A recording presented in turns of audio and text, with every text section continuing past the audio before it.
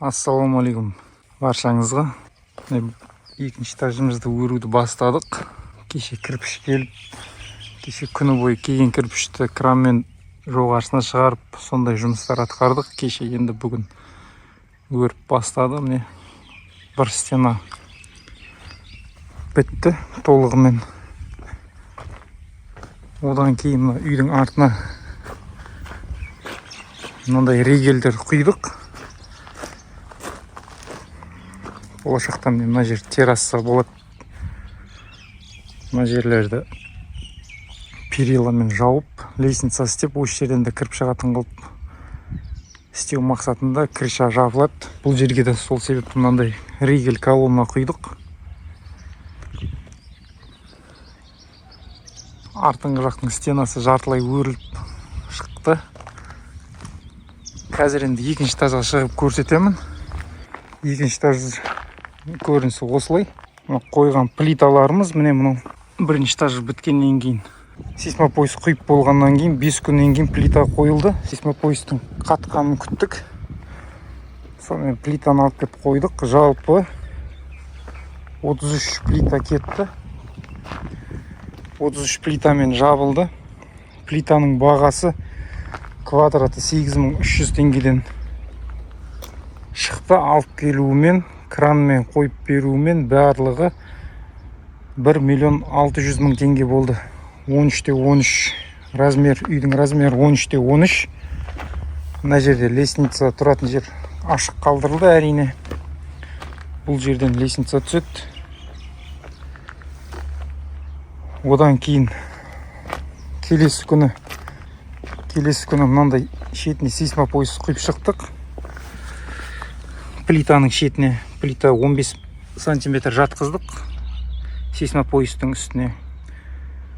Содан кейін мынандай тағы да шетінен осылайынан құйып шықтық. Әрине араларына да олайынан құйып шықтық. Связка қылып арматура тастап, 14-тік арматурамен бәріне бір-біріне осылайынан связка тастап құйып шықтық.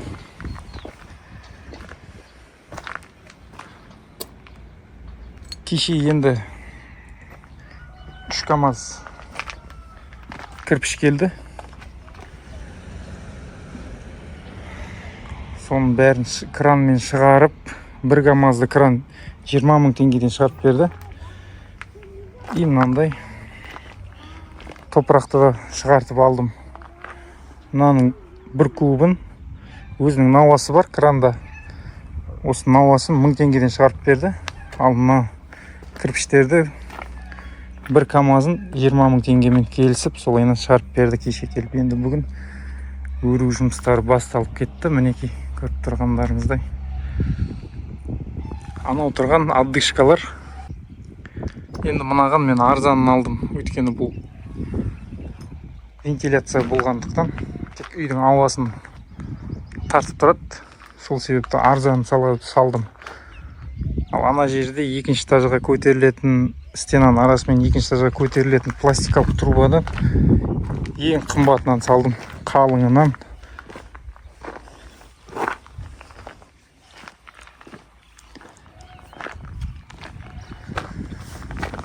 Міне мынау көріп тұрғандарыңыз бұл канализацияның ауасын тартып тұратын труба пластикалық. Бетін жауып қойдым, ішіне ешнәрсе түсуге болмайды. Ал міне мынау комнатаның ішінен отдышка.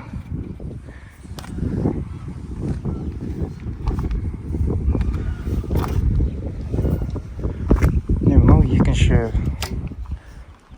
канализацияның ауасын тартып тұратын вентиляционный труба дейді ғой. Сондай труба бұл. Бұларды енді қымбатынан алып салдым. Өзі бар болған 2 штук. Бұның астында айта кетейін, бұлайынан поворот жатыр. Поворот жалғап, өзімізге ыңғайлы жерге тесіп, бұрып, осы жерден тесіп, екінші этаждың канализациясы шығатын болады. Сол кезде астына потолок жапқан кезде астына көрінбей қалады. Сондай пландар бар.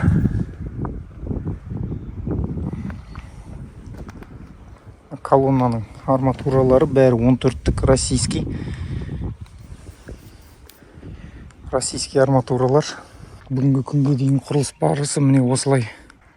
Осы бірінші этажға дейінгі кеткен қаражат 7 миллион теңгедей кетті. Енді оның бәрін отырып, үй біткеннен кейін, толық көтеріп болғаннан кейін отырып асықпай бәрін есептеп бағаларын айтатын боламын.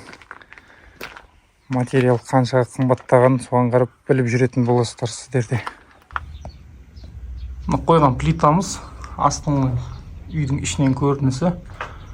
Астыңғы жағы тегіс, үстіңгі жағы бүдір-бүдір еді, байқасаңыздар. Оның бәрі ертең болашақта стяжка құйғанда связка болу үшін солай істелінеді.